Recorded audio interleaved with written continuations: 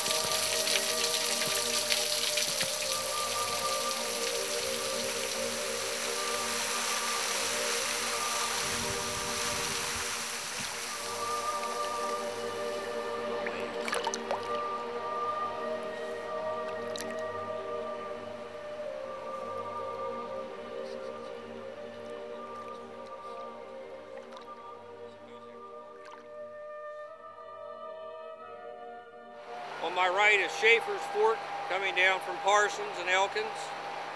On my left is the Black Fork coming down from Davis and through Parsons. As far as we can understand, this is the beginning of the Cheat River. 157 miles from the headwaters of Schaefer's Fork, that's near Snowshoe, to where it joins the Mon River just into Pennsylvania. This is a north-flowing river. We often joke that any fish you'd find down in this part of the world was probably lost.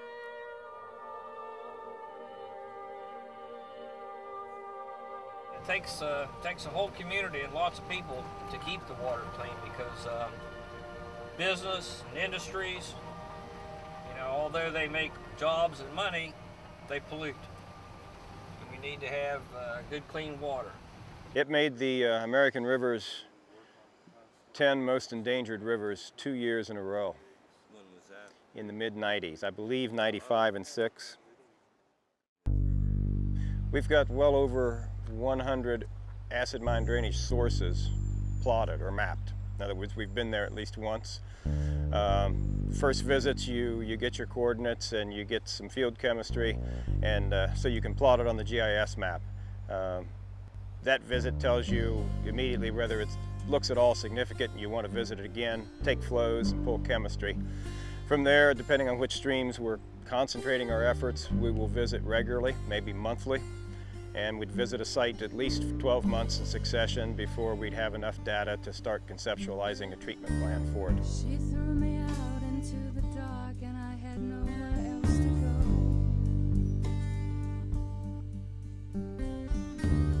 It should be morning now, the only light I see is moon on snow.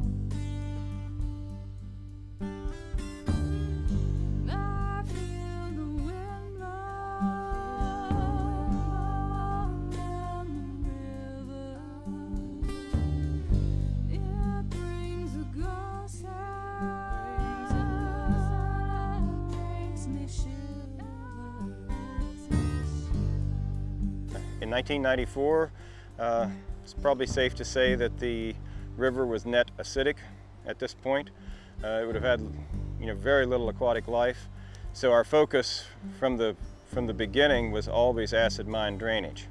The folks that started this organization were kind of galvanized by an event, a blowout of mine drainage at the TNT mines on Muddy Creek.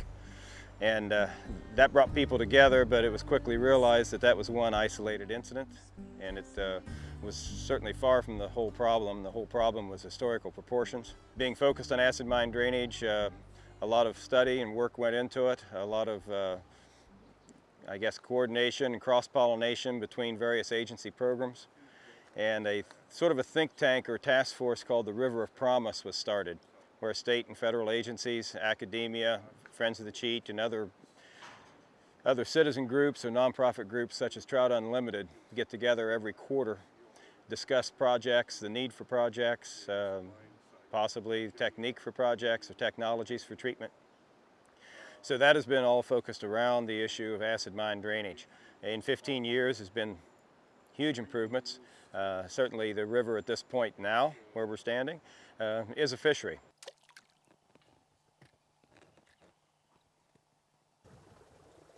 It's about relaxing. Mind, food, river therapy.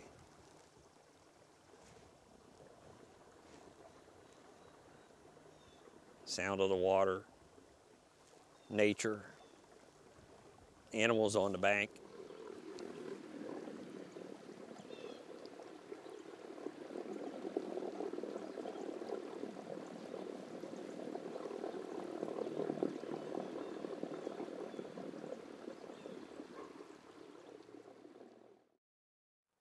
Probably half of Preston County has a real surface seam of coal, or close to the surface in these mountains, and that's one of the reasons we have acid mine pollution, which has ruined about a third of the streams here in Preston County.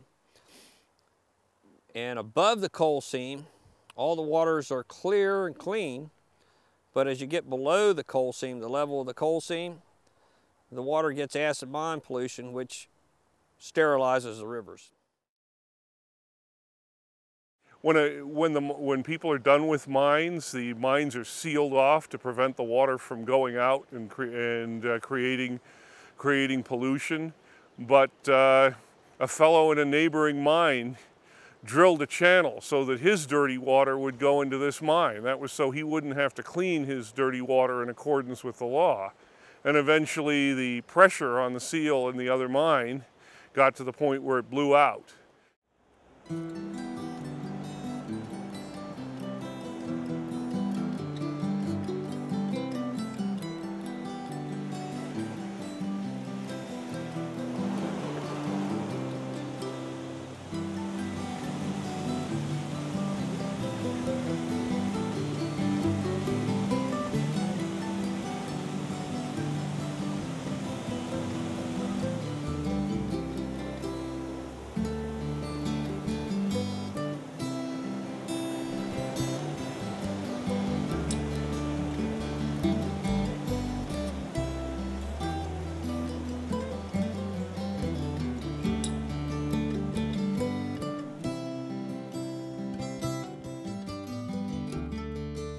There was an orange bathtub ring on the side of the Cheat River all along that was about, probably 3-4 foot wide. There was a bathtub ring on Cheat Lake.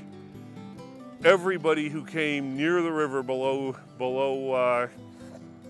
Albright knew it. You couldn't avoid it. Now, you give it 6-8 months, that bathtub ring kind of scrubbed itself away, and the river reverted to its, what you might say, its normal kind of dirty acid polluted self. But that blowout was something else again.